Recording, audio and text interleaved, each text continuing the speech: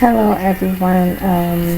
I just wanted to come to you guys via video because I just have a lot to say. Well, a lot on my heart.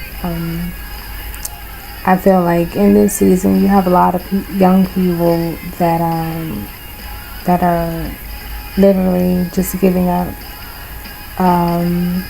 They feel like God doesn't care, God is not real, God is punishing them, or their life is over, or that they're a waste, or they're a failure, or they're nobody.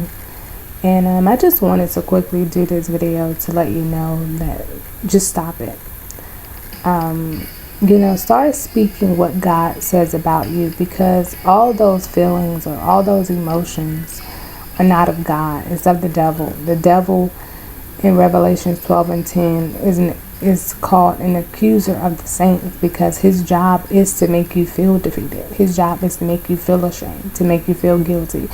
Jesus says he did not come to condemn, but he came to save.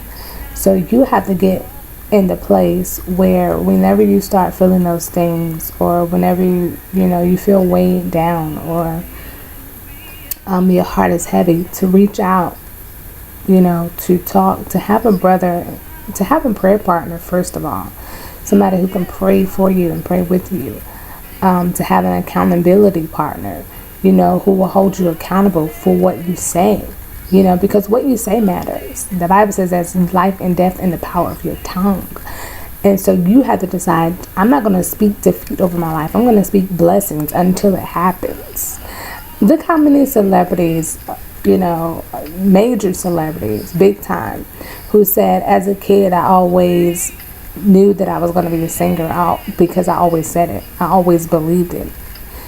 So if you have a sinner that believes they're going to go off and do great things and be great, why not you as a child of God can't profess the same thing?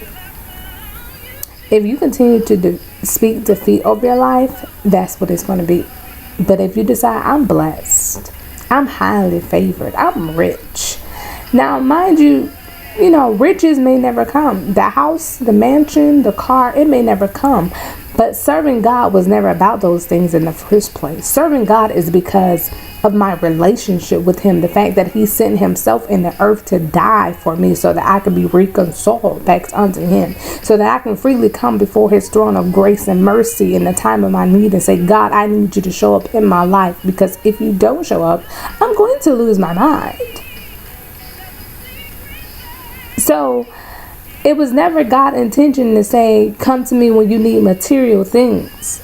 That's the only time you're happy, when you have stuff. No, I find joy even in the time I'm going through. Why? Because I know that Jesus said, if you're going to follow me, you must carry the cross. You're going to suffer. You're going to be tried by the fire.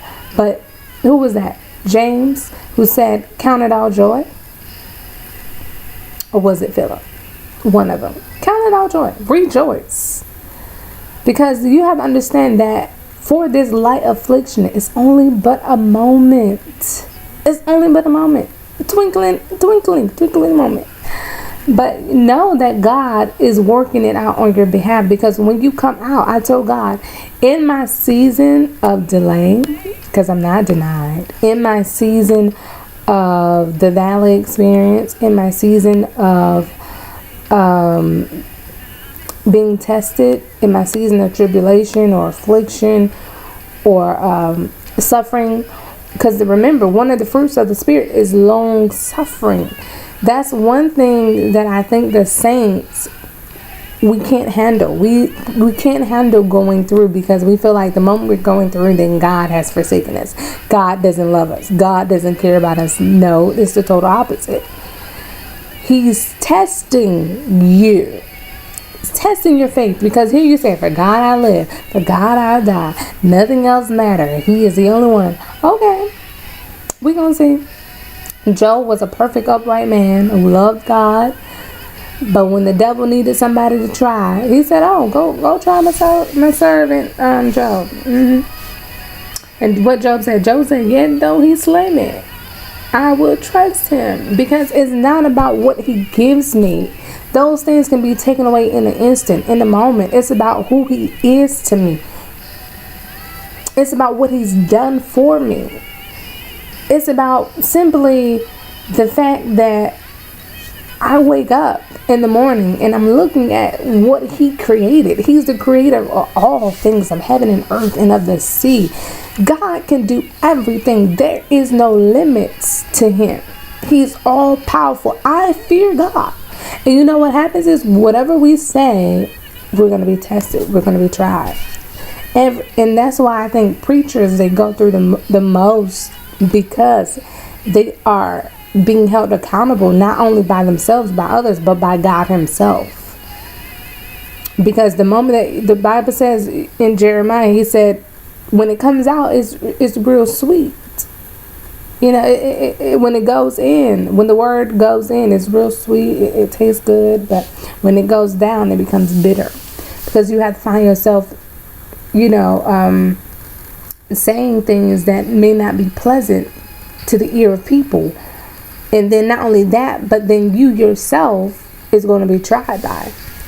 If you say that, you know, you shouldn't be out fornicating, you as a preacher, you're going to be held accountable to that. Or you're going to be tried. If you say, don't be a liar, because a liar won't tarry in heaven, you're going to be tested. So we have to, when we're going to walk this life, we have to walk the straight and narrow. We can't, you know, be dibbing and dabbing and all different type of things. We have to truly walk the walk.